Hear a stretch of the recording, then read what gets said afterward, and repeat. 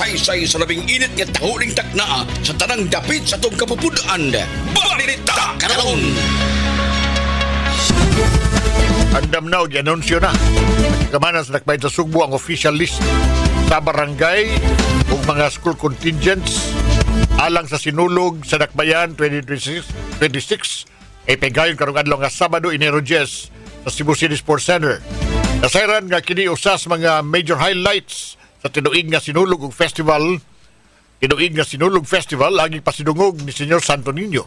Nagiusa mga barangay o mga eskwelahan sa tibuok Dakbayan sa Sugbo alang sa saka pasundayag sa kultura, pagkamugnaon ug sa pagtuo.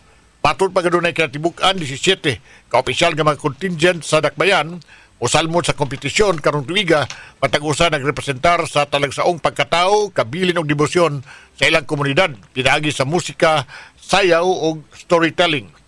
Ang mga opisyal nga sinulog sa Dakbayan contingents naglangkob sa Banawan Cultural Group o Barangay Guadalupe, Tribo Maampuon Baniladnon sa Barangay Banilad, Tribo Kinaiyahan sa Barangay Santo Niño, Pundok Lazinians sa Barangay Luz, Sinag San Roqueño Performing Arts sa Barangay San Roque, aktibong Binaliwhanon o barangay sa Barangay Binaliw, Inayawan Talents Guild Cultural Dance Troupe sa Barangay Inayawan, Bagong Tribo Kasambagan sa Barangay Kasambagan, Tugbok Tejero Cultural Ensemble sa Barangay Tejero, Banay San Nicolas Nun sa Barangay San Nicolas proper, Tribo Bulaknon sa Barangay Babag, Barrio Basak Pardo sa Barangay Basak Pardo, Hugpong Mananayaw ng Bayan of the University of the Philippines Cebu, Barangay Basak San Nicolas, Lambo Mabolo sa Barangay Mabolo, Banay Labangon sa Barangay Labangon ug ang Banay Talamban sa Barangay Talamban. Mga tiket sa sinulog sa Dakbayan 2026 nagbalor og 200 pesos, eksklusibong ibaligya sa venue sugod alas 10 sa buntag karong Enero 10. Yawag sab ang publiko pagpakita sa ilang suporta, pinagis pagtambong sa kalihukan, pinagis pag-like o pag-share sa mga official banners sa ilang gipili nga contingent sa social media. Samtang syudad nagsaulog sa garbo, panagiusa og debosyon sa nagkalaiyang barangay. Alang sa dugang updates ug anunsyo subling gitambagan ang publiko nga i-follow ang opisyal nga Sinulog Festival social media pages ug i-download ang Sinulog app alang sa real-time nga impormasyon.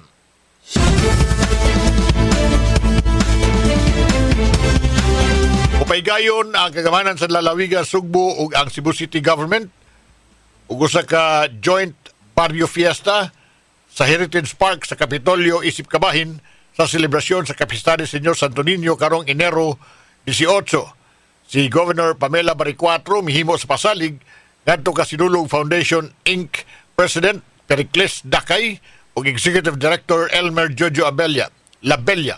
Ipasabot sa ni Gobernador Baricuatro ng Kapitolyo ang gipili ni Cebu City Mayor Nestor Archival isip venue sa maong barrio fiesta tungod sa limitadong nga luna sa City Hall.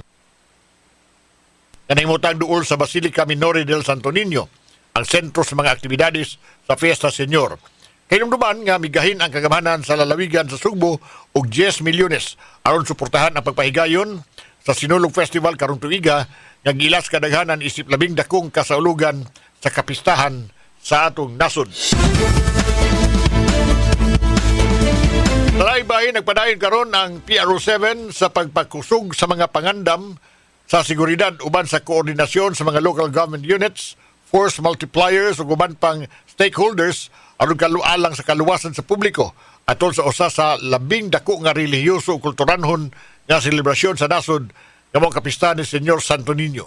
Kahimduman ang Regional Police Headquarters ubos sa kamanduan ni PRO7 Regional Director Police Brigadier General Rodrigo Maranan nagpasiugda sa pag-activate sa unang command vehicle aron pagpalambo sa police visibility, koordinasyon o real-time monitoring alang sa umaabot nga serye sa mga kalihukan sa Sinulog 2026. Yan tubiyang adlaw ang mga command vehicle sumala pa sa opisyal nga Facebook page sa PRO7. May magsilbing nga mobile command and control hub nga estratehiko nga gipakatap aron mahatagan og real-time pagmonitor sa tanang mga dapit kanunay built-in nga generator ug wifi 24/7 nga mga operasyon, komunikasyon o koordinasyon taliwa sa gipakatap ng mga unit sa kapulisan. Mato ni Brigadier General Maranan, ang command vehicle nagtugot kanila pag-monitor pag-ayos sa mga panghitabo aron sa wayhuno nga command and control operations sa tanang panahon, pagsiguro nga ang sinulog 2026 sa ulugon nga luwas ug hingpit nga malinawon. Balita karon! Balita karon! Super Dismay Padilla sa Dulas! Linibo ka mga deboto, tampong sa Walk with Jesus, opening salvo sa kapistahan ni Senyor Santo Niño. Na-report at mabinawon Super Dismay Padilla Dismay, go ahead. Super Radio. Ibutihag sa tikmamaba sa Cebu City Police Office Police Lieutenant Colonel Jose Los Baños nga dulaan sa 300,000 ka mga deboto ang nisalmot sa Penitential Walk with Jesus kaninang alas 4 sa kadlawon nga gasugod sa Fuente Osmeña Circle Agi sa Osmeña Boulevard paingon na dayon sa Dalan Colon o Basilica Minore de Santo Niño. Nagkarinasab si Lieutenant Colonel Los Baños nga wala sila nadawat ng mga untoward incident gawas lang niya atong babae nga giingong hubog o nang luwas nakabantay alang na sa mga giyadako na balhog karon sa Biliana Police Station. Wala sa sila sa biktima panguot pang klase krimen sa panasayran nga walk ang kapulisan naghimo dayon og kining kritik aron makita nila kung sa angayang palambuon alang pa sa mga umaabot nga kalihukan subay na sa 461st sa Senyorong Sinulog 2026 na ito nasab nakapi na sa ship sa ka mga police apil na ang ubang law enforcement agencies ang gideploy ganihang kadlawon. Minis Desmay Padilla sa Jamay Super Radio DYWS dapat totoo. Super Minutes! Balita karon! Gabriel Bunhok sa Dulas! Naka-retirado nga BHW nakadawat og pahalipay siyudad sa Talisay. Report Super Gabriel Bunong Super Gab, pasok. Nakadawat og pahalipay ang mga retiradong barangay health workers kon BHW sa nagdinang barangay dinhi sa Dakbayan sa Talisay. Kini alang sa pagpasalamat sa syudad sa ilang gihatag nga serbisyo aron makaalagad sa ilang mga konstituente. Si Vice Mayor Richard Francis Choi Asnar nga mo'y chairman sa Committee on Health ni Butiag nga 14 kabuok ka retiradong BHW ang gihatagan nila og gratuity pay og sertipiko. Matod pa ni Asnar nga lain-lain nga kantidad ang ilang nadawat tungod kay magdepende man kini sa gidugayon nila nga ni serbisyo isip mga BHW.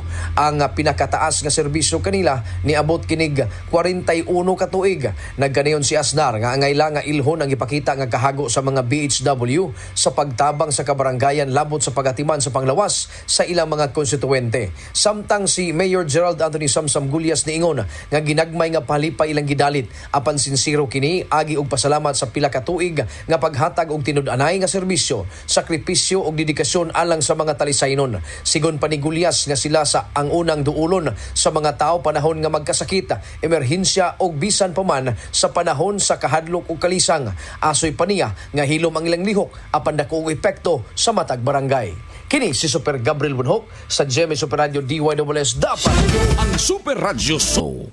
Balita karon! Guam sa Super Radio! Usa ka 60 anyos nga lolo ng himakak. Ang logo siya to kapo, manikita pa. Ano yung report, Super Guam? Logroño Super Guam, go ahead. Super Radio.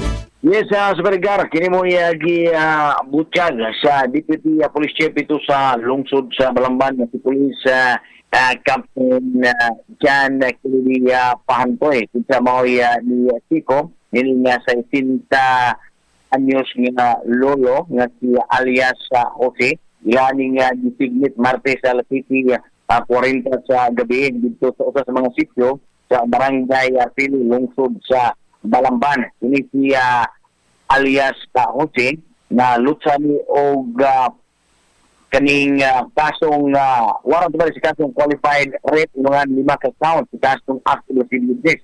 Kasama gyapon nga kaso ang yang biktima ang yang 13 anyos nga apo, 20 anyos nga apo o ang 18 anyos nga apo. Sa taon nga gimong 6 legs maong lolo kinig mga biktima. tumapan ni Police Captain John Kennedy Pantoy. Ang deputy sa Balamba Police Station nga itong galing nabi, na hugot nga naghimakang kini alias Jose, dahil di pangutana kabang sa maong kaso.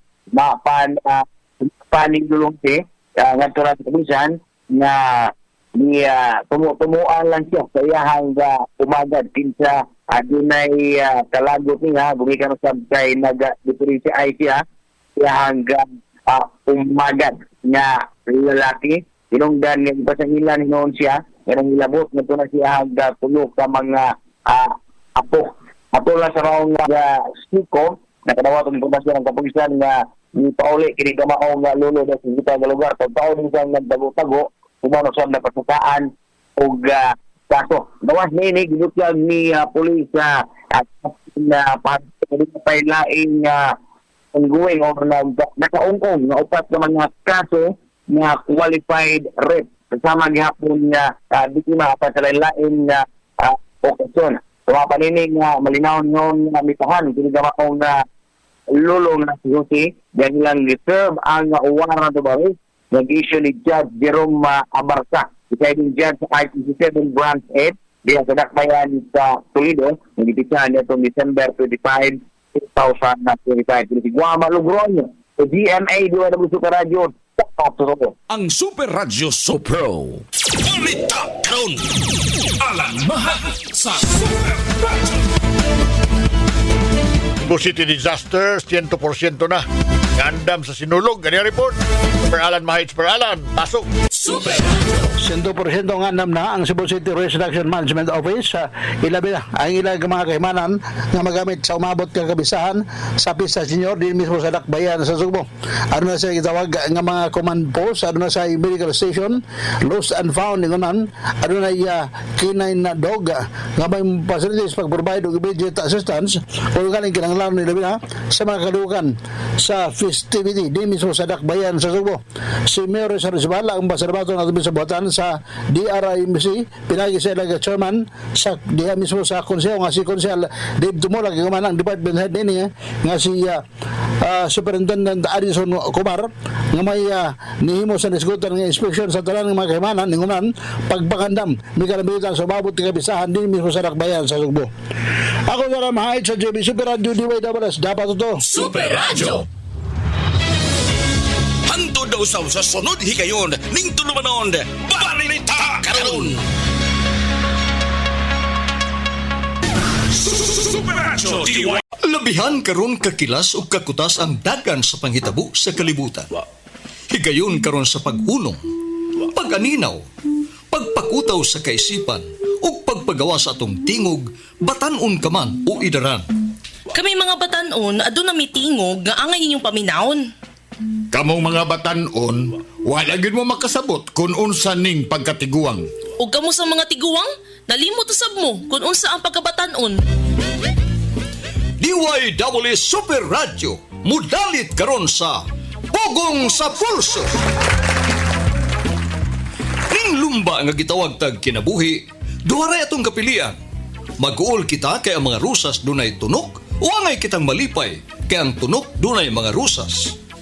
Ano karon ang pag-asoy sa lain-laing sugilanon luyo sa mga panghitabo gikan sa paglantaw sa mga batanon ug sa katiguangan. Ang problema namong mga batanon, mao nga paspas kayo ang dagan sa adlaw ug dugay kaayo matapos ang tuig uy. Para sa namo mga tiguang, paspasad kay mga tuig ug dugay kay matapos ang usa ka adlaw. Sunda kining tulumanon. Pugong sa Pulso. Hindi sa DYWS Super Radio. Good morning. Senyor, may buntag, Bibi Yui. Yes, Pete Senyor na Ed. Good morning. Sa itong engineer din ni Baby Charlie Mongaya. Sa itong Kumusta PA, yun? Baby Jones Gavin Dalgar. Ini kabantagon karong adlaw Bibi Yui may daghang nang hilak. Nasa daghan nga nalipay. Mas daghan nang hilak tingali kay Juter man ang nakapasar. Mayon na ito nga wak abot sa tunga ba? Sa bar exam. Bar examination. Out of 11,000 nga mga examinees for 11,400 ang naka 11,000 niya nakapasar 5,594. Actually at 13,000 yun tani sila pero 11 lang niya naka-examine. Oo, nakatabong. Nakahagbong ning uban. Tumatod pa sa Supreme Court dati bagong mga 5,594 ka mga bagong mga abogado. Yes. Pero na yung na-disqualify sa 11,000 nga nikuha, 5 ka examinees ang na-disqualify kaya wa makakomply sa mga requirements.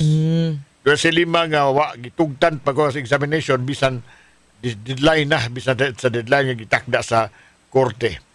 Mao ni ingon ang Supreme Court, you have to be kind to them. Sometimes their problem is time constraint. So you will give them time bisan kung nagkuha na sila sa exam. Ang mga examinees are still allowed to complete their documents even after the examination. Doon na pa'y wagin ko na mo submit. So, ang ilang mga answer, wa sad ma-check. Tambuanga. So, na-disqualify nun sila. IBUE. So, mao ni karon. Kaya nga. Dunay size meal. Kapin ka female, na examinees, 4,000 kapin ang mga lalaki. Basta ka babae di ay. Oo. Dunay 41 ka pregnant nga mga ni-examine sad. Doon na pag senior. Uy, 200 kabuok ang mga kapin nga mga senior nga may kuha. Doon ay 139 examinees nga doon ay medical condition, 241 examinees nga doon ay disabilities. Ang bar exam sa 2025 ranked third in the highest number of passes. Naghandi ko nun eh. Pero paano tanaw ka about 50% ba ang nakapasar? Congrats sa mga bagong Kanang attorney. Law profession ba? Kuan kayo kanang prestigious kayo nga board nga exam. Kumpara mo sa ubang board exam sa mga medical, mga doktor, board exam sa mga engineer, uban pang mga kurso nga dunay exam. Nganong lahi man gining board exam?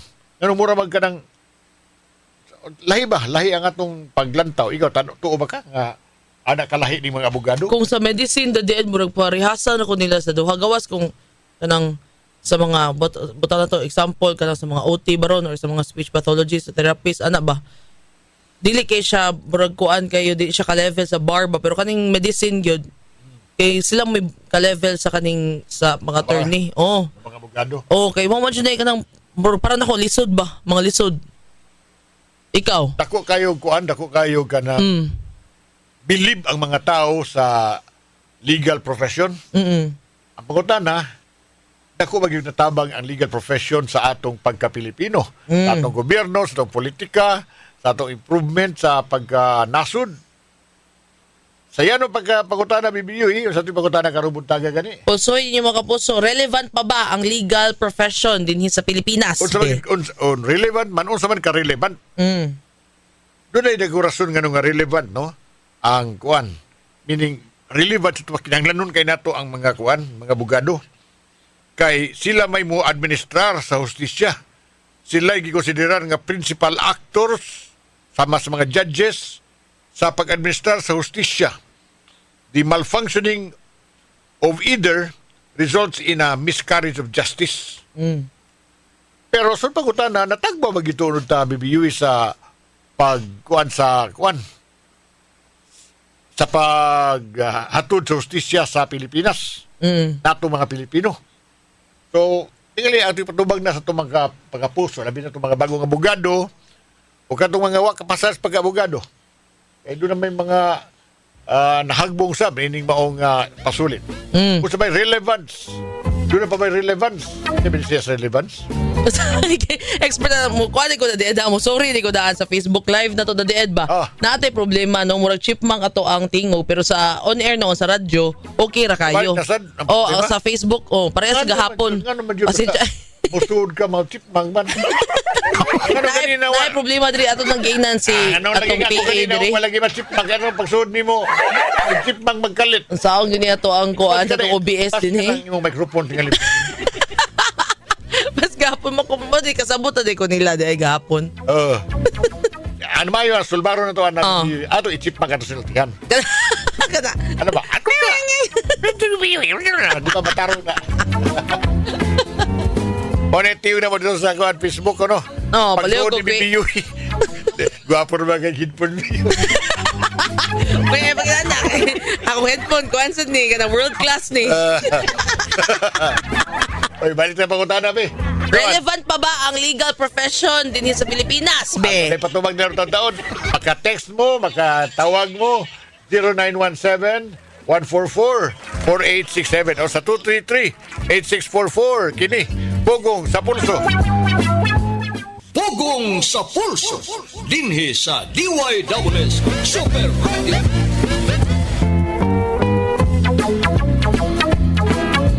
Alas 11:15 na sa Kabuntagon, relevant pa ba yung legal profession? Ang atong katawhan ay hibaw yun sa kamayungdanon ang trabaho sa mga abogado. Bibiyuy, moment karon mo mag kuan kayo glorify to pag-ayon ning maong matang sa panarbaho, matang sa profesyon sa mga abogado, labi na kini mga batano, no? Nya atong isgutan na kanang pag-administrar sa hustisya nga sila maoy atong dangpan sa mga legal services. Question: kung sa mga kadali nga dangpan ang mga abogado karon bibiyoy?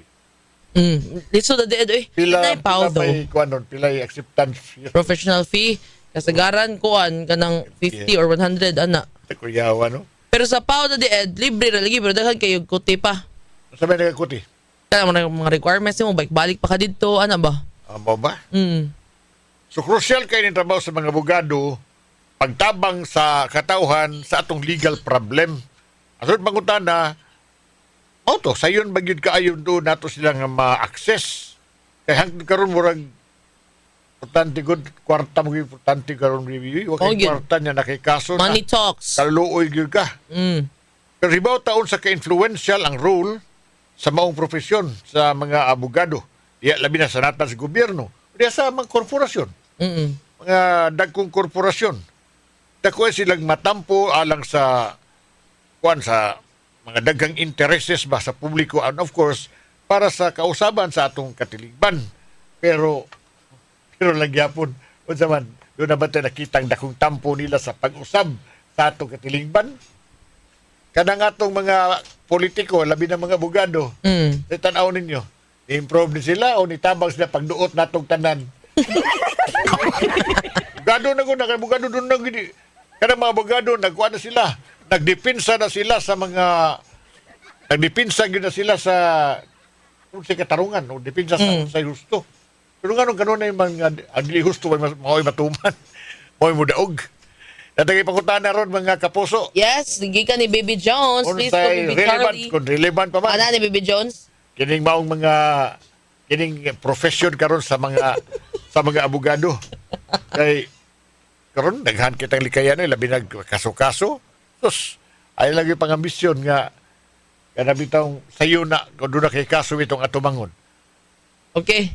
Pero Larga. gihimo naman na sa gobyerno gud nga nanadong gihimo sa gobyerno bang hatagan unta og kanang sayon nga access ang katauhan ngadto sa law o sa legal nga profesyon. Doon yung mga nagagihimo anak. Ato paminaw na ang mga tubag sa itong mga kapuso. Relevant pa ba ang legal profession? Larga nung. Hello, good morning. Yes, relevant pag yun ang legal profession sa Pilipinas kay basically ang tao mangita man yun o sakto, tarong o legal nga pagpangita og trabaho. So, more or less relevant pag yun kay mo prevail man yun ang sakto over sa mga illegal or anything kanang dili ang yan or bawal kana lang. Thank you. Yes, relevant kayo dako kay nang gamit na to mo na nindot no kay mga ngilngig kining mga Pinoy god mo na daghang mga ngilngig nga mga abogadong Pinoy nindot kay nang legal profession is noble profession ang kining pagka-abogado. So anaka porke lang kay dunay mga abogadong badlongon sad kayo ba. Kada mga kongresista nga abogado nga bali-balihon na lang hinoon ang kuan mga balaod i-flexible na lang hinoon. Ako ganahan gapon ko mga abogado mahal na lang kay gasto Eskwela ba? Yes, very relevant oy ang legal profession diri sa Pilipinas. Especially with this karong mga panahon na ba nga dunay mga kuan crimes nga mga panghitabo unya legal profession is relevant para for us sabi na katong mga kidaog-daog nga mga kuha tag hustisya gikan sa mga pagdaog-daog o uban pa no nga mga panghitabo.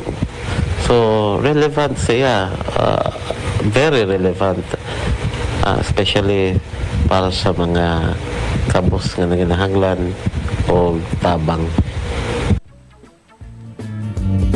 Thank you sa itong mga puso, ha? Mga tinubdan, Baby Ewing. Bisan pa man sa competitive environment, niagya po'y perceived need for more private practice ng mga attorneys sa Pilipinas.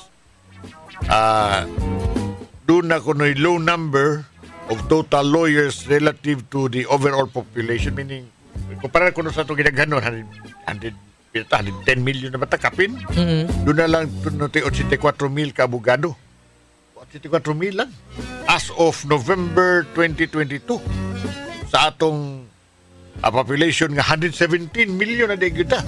Nya 84,000 lang ka mga abogado. So bodong ingon ako kining profesyon sa pagkabogado taas kayo, prestigiyoso kayo, takos kay responsibilidad. Nagkarga ni bugat kayo nga kanabitong kamapuslanon o kamahinungdanon gikonsiderar nga usa ni ka lifetime responsibility o sa ka-noble profession. So ba ito ingon sa usa sa atong ipangutana karong buntaga. Pero mao lagi the profession sa mga abogado talaga po yung mga problema. Ngano man ang mga abogado usas problema kundi man mo labi na ko problema ng abogado kining BBU ka na yung stress, no? Stress, number one killer. Hindi ko ka-imagine sa stress nga natio sa mga abogado kana batang ikay musulbad sa problema sa bandaw. Daga pa kay kag basahon ba baga. Ikaw mismo personal do nakay kog problema. Mga kaso. Niya kanang ako di ko ka-imagine grabe yan oy. Niya high stress. Niya unpredictable imong oras sa trabaho. At the same time highly competitive pag yun. Kay di biya na kay ikaw ni abogado. Daghan. Kada kaso magkontra ko ng mga abogado. Unya dunay mga high profile nga mga kaso, ya basta high profile bas bugat man na. Dunay mga dakong risgo ba nga tubangon sa mga abogado. Kana daghan sa kitang mga abogado na deads na ba, no? Oy, appeal ba sa mga dugoon sa kita mo? Hindi sa mga abogado. Na ni comment rin sa itong DYSS Super Radio GMA nga page matod ni Rowena Villarta. Good morning Super Ed BBOE, murag din na kayo siya relevant karon kay dugay na manggod ang justice sa ato abtan pag siyam-siyam ang results like justice, delayed justice, denied regard sa mga taga Maracas, Lahog, Cebu City. Eduardo Asombrado na amin nakapasa abogado ang silingan diri sa tinang ng tubigon si Roldan Cañada. Uy, congratulations. Akan pagpakan natin. Bagong abogado. O pagpakan ng mga bagong abogado ha. Lain na sa mga abogado nakapasar. Hugong sa pulso, dinhi sa DYWS Super Radio. Kini ang istorya ugong sa edad. Mga istorya, anecdotes may tungkol sa mga abogado, BBUE. Doon ay usa ka tao nag-ingon nga ang trabaho biya sa abogado, di man yun nga pirmi siyang husto. Kundili, ang iyang trabaho, kung adto yun siya pirmi sa mga taong bagang pitaka. Laban. Doon ay giingon nga sa Pilipinas kuno ang tanan managsama sa natad sa balaod. Sa mga mata sa balaod tinuod na. Pero may mausab kuno ang mata sa balaod kung ikaw may koneksyon, doon ay kwarta o kaha migo imong abogado nga may laki sa abogadong doon ay mga tip para sa mga future bar examination. Oy, tip. Mukuha ba kag bar, no? Tip. Yay pang paminaw ni pag-ayo kay tip ni para sa mukuhag bar exam. Remember, the bar exam is like a relationship. Wow. Study it hard, give it all, give it your all, and pray pray it doesn't break your heart. Hindi ka hilak-hilak human ka. Sakitan, oh. Advice pa gayon. Ay lang kay basaha ang balaod. Do not just read the law, memorize it, hug it, whisper sweet nothings to it. Kay you need all the love you can get. Basta mo kuha kag Na. Unya, bar exam survival kit, coffee, luck, and pretending na kasabot ka si Bilo. Unya, sa bar exam, doon ako nito kasekrito, Bibiyoy. Oh. Basahon ni mo balaod, number 1. Number 2, basahon ni mo balaod. Number 3, pagadji, dias examination hall. Pagadji rin makaluwas ni. Ito, pasar taon. So, kini ko nung mga naas sa mabatas, mga congressman, mababatas, ng mga abogado, hindi dapat tawaging kagalang-galang kini mga mambabatas na sangkot sa flood control project scam o mga pork barrel scandal. Ang dapat itawag sa kanila ay kagulang-gulang na mambubutas. Kagulang-gulang. Congratulations sa mga bagong abogado. Congrats, mga attorney! O Bernes, mag-uban kaya punta mga kapuso. Ako sa Edgar Gutierrez. BBOE as love is the baby. Salamat sa mga pag-iguban, mga kapuso. Uban na ito, Bibi Charlie Mungaya, Bibi Kevin Jones. Salamat, may gunto, may pagkaliunto na ito tanan. Bit Senior!